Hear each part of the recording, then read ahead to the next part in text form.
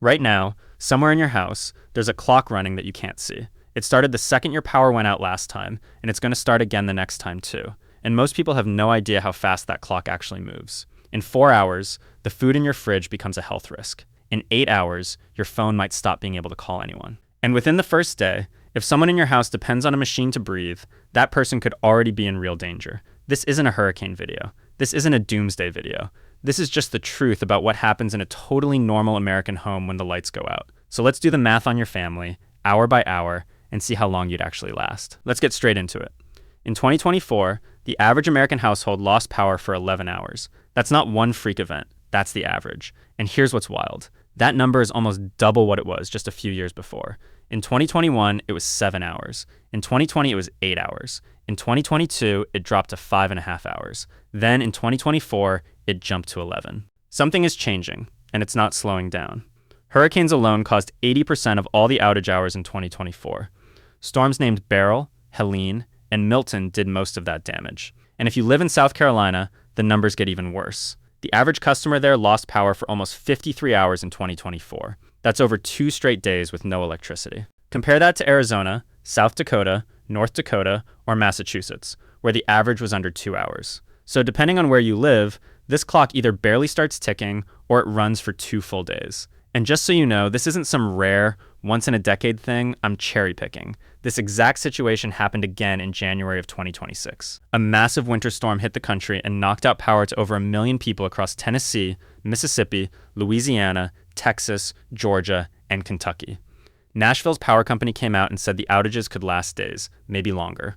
At the same time, wine chills in parts of the Midwest were dropping to negative 50 degrees, so this isn't a hypothetical. This happened a few months ago to real families, in a country most of us think of as having reliable power all the time. Now here's the problem.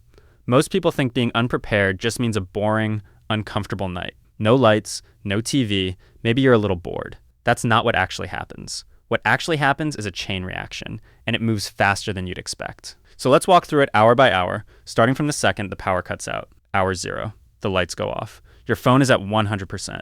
Everything feels fine. This is the part where most people don't do anything, because nothing feels wrong yet. Hour 4. This is the first real deadline, and almost nobody knows about it. According to the USDA and the FDA, your refrigerator only keeps food safe for 4 hours once the power is out, as long as the door stays closed. After that 4-hour mark, they say you need to throw out perishable food. Meat, poultry, seafood, milk, eggs, leftovers, all of it. Not because it looks bad. It might look completely normal. But bacteria grows in that temperature range, and you can't see it, smell it, or taste it. The CDC's official advice is blunt. When in doubt, throw it out. And if it's hot outside, this window gets even shorter. If food sits above 90 degrees, you're supposed to toss it after just 1 hour, not 2. So if your power goes out during a summer heat wave, that 4-hour clock might actually be a 1-hour clock for anything sitting outside your fridge. Also around this point, your freezer is a different story, and this is actually good news. A full freezer holds a safe temperature for about 48 hours. A half-full freezer holds it for about 24 hours. So the fuller your freezer is, the longer you're protected. That's actually a simple, free thing you can do right now. Keep your freezer packed, even with stuff like jugs of water, because it buys you time later. Hour 8. This is where your communication starts to break down, and most people never see this coming until it's already happening to them. Cell towers don't run forever without power. Most of them have battery backups, but those batteries typically only last somewhere between 2 and 8 hours. They're built to bridge a short gap, not to carry your neighborhood through a multi-day blackout. And here's the part that should worry you. Experts estimate that fewer than 30% of cell sites in this country actually have solid backup power in place. That means the tower near your house might already be running on borrowed time the moment the power goes out. We saw this happen for real during Superstorm Sandy in 2012. That storm knocked out 25% of the cell towers across a 10-state area. Some people went more than a week without reliable phone service. So picture this. The power's out, your food clock is already ticking, and now your phone might be the next thing to go dark, right when you need it most to check on family or call for help. This is also where the medical device problem becomes serious, and this is the part of the story that almost never gets talked about. At least 2.5 million Americans depend on electricity-powered medical equipment at home, things like oxygen concentrators. On top of that, somewhere between 73,600 and 184,000 children in the US rely on electricity-dependent medical technology just to stay safe. Most of these devices run on backup batteries, but those batteries usually only last 3 to 8 hours. And here's the scary part. Over half of all US counties experienced at least one outage longer than 8 hours between 2018 and 2021. So for millions of people, the backup battery isn't a safety net. It's just a slightly longer version of the same emergency. There's a real example of exactly this. During the 2021 winter storm in Texas, a man who needed a ventilator to breathe had to be rushed to the hospital because his backup battery was about to run out. That's not a hypothetical worst case. That actually happened to a real person in a real American city a few years ago. Now let's talk about the two things that actually kill people during outages, because it's not what most people picture. It's not falling trees or flooding for most victims. It's heat, cold, and carbon monoxide. Start with heat. In June of 2021, a heat wave hit the Pacific Northwest at the same time the power grid failed. That combination caused at least 600 excess deaths and sent more than 3,500 people to the emergency room. In Spokane County alone, 19 people died just from heat exposure during that event. Researchers have also looked at what would happen if a blackout hit during a heat wave in cities like Atlanta, Detroit, and Phoenix. Their findings were brutal. In those cities, somewhere between 68 and 100% of the population would face a real risk of heat exhaustion or heat stroke if the power went out during a heat wave, and the death rate from heat could more than double. This isn't about being uncomfortable without air conditioning. Losing power during extreme heat has already killed hundreds of people in this country, and it's expected to get worse. Now flip it to cold.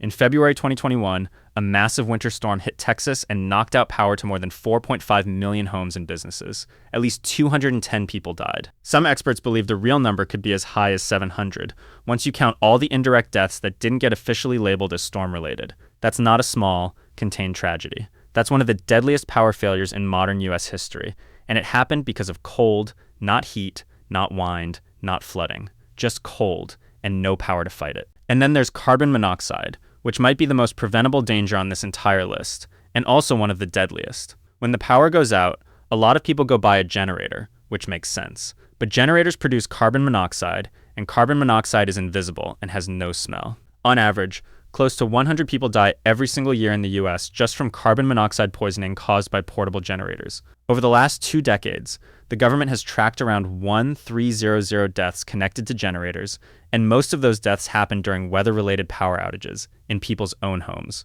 Here's a detail that puts it in perspective. One portable generator running produces roughly the same amount of carbon monoxide as hundreds of cars. So the exact device people buy to protect their family during an outage can become the thing that kills them if it's used the wrong way, like running it too close to the house. So here's where we land after walking through all of this. Somewhere between hour 4 and hour 8, in a totally average American power outage, you could be dealing with spoiling food, a dying phone, a medical device running out of battery, and depending on the weather, a real risk to your health, just from the temperature in your own home. That's not an extreme disaster scenario. That's just Tuesday for a lot of families, based on the actual national average. And here's the part that connects all of this together. Despite everything we just walked through, only around 12 to 15% of American households actually own a backup generator.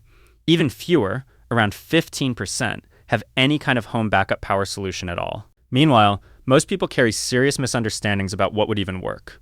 A lot of people think their Wi-Fi router will keep working during an outage. It won't, because the router itself needs power.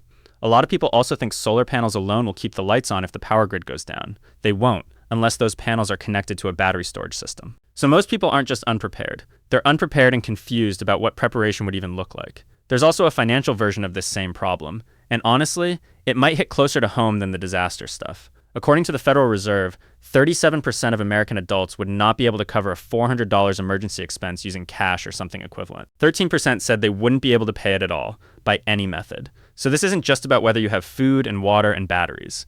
It's about whether your household could absorb any kind of sudden shock, whether that shock is a power outage, a car repair, or anything else that shows up uninvited. And this isn't rare, isolated bad luck happening to a few unlucky states. Between 2011 and 2024, 99.5% of congressional districts in this country experienced at least one federally declared major disaster. Just in 2024 alone, there were 27 separate weather events that each caused over $1 billion in damage. And major blackout events, the big ones affecting at least 50,000 customers, have more than doubled since the mid-2010s. So this isn't a fringe concern. It's close to universal, no matter what state you live in. So let's bring this back to the real question. How long could your family actually survive a power outage right now, today, with whatever you already have in your house? If you're being honest, walk through it. What happens to your food after 4 hours? What happens to your phone after 8? Does anyone in your home depend on a device that needs power to keep them safe? What happens if it's a heat wave, or if it's freezing outside? These aren't scare tactics. These are just the actual numbers from actual agencies, based on actual events that already happened in this country, some of them just a few months ago. The good news is, none of this requires panic. It just requires knowing the timeline, because right now, most people don't. They think an outage means a boring evening with some candles. In reality, it means a 4-hour countdown on your food, an 8-hour countdown on your phone, and for millions of families, an even shorter countdown on something a lot more important than either of those. If you want to actually see how the specific steps to prepare for this breakdown without wasting money on stuff you don't need, I put some real resources in the description below.